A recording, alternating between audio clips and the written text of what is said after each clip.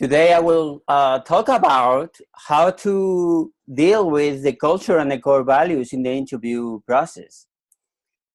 So some people say, it's so hard to get to core values in the interview process, but actually there's some ways for you to really know the person, the personality, whether it's gonna fit in the team, and depending on your company. For some companies, you really need, you're building your company, you're building your culture. So then you need to get people that fit into your culture. So the first thing you need to do is ask your people what the culture of the company. So the number one is defining the culture. And if you don't really have a culture, or you don't think it's not important, then you really need to know the person, because there's probably things in your company that need some core values. You just think, okay, just normal thing, but some ways is pretty normal, like teamwork and that kind of thing.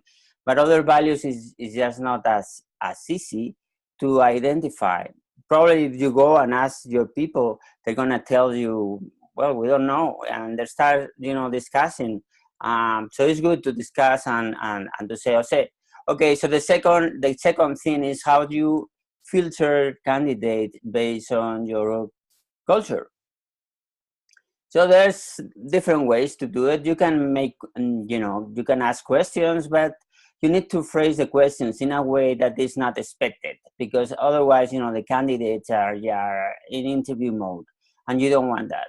So you need to keep asking and asking to get the personality of the people. Also, something you can do is have a DISC personality test, that depending on the provider, the quality can be pretty good in knowing how the person is going to be. So there's some personalities that are just, there's some positions that it really doesn't matter the personality of the person. If it's more following the standards, is good. If it's more pushing and dominant, is also very good. So the great thing is that you have all those people together, so the personalities level up.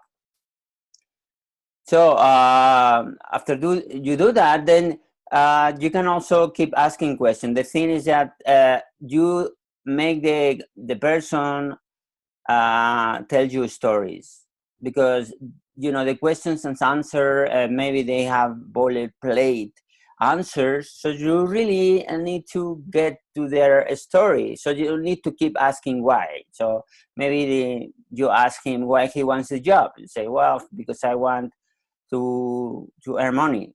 And then you ask, but why you really have to earn a living and money? Because I have a family, and for me, family is the first, and I have my mother that I need to take care.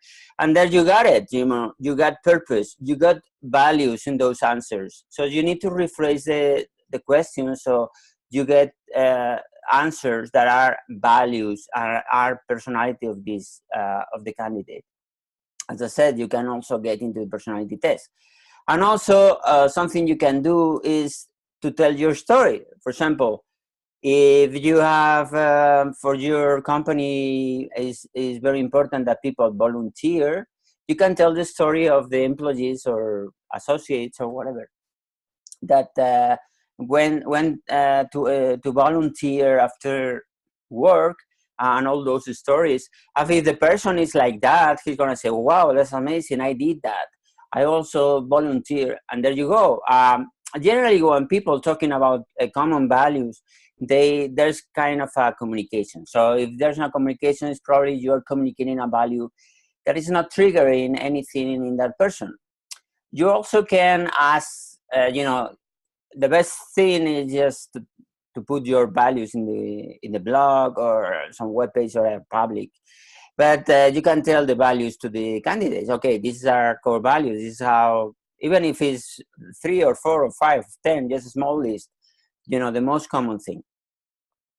So then you can tell them, you can pick the most important ones, or you can ask him which values he's more identified with.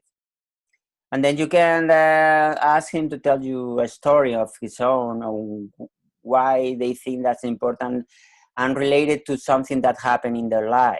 So probably they have a story. If they don't have none, because that value is not really important to their life or to his life. So that's the way. There's also some of the things you can do. I will show you some sample questions. For example, these are sample questions you can ask, like why you want this job. As you see, you need to keep digging on the why.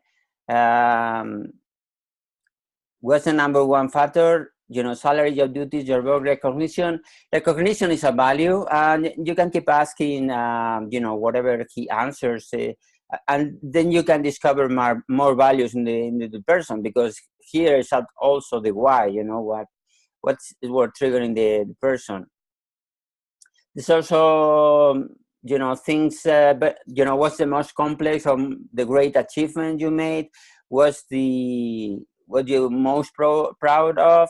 And there's also values that, you know, inside, either, you know, complexity for technical people, but also some people will go in the answers to values, because values for them is very important.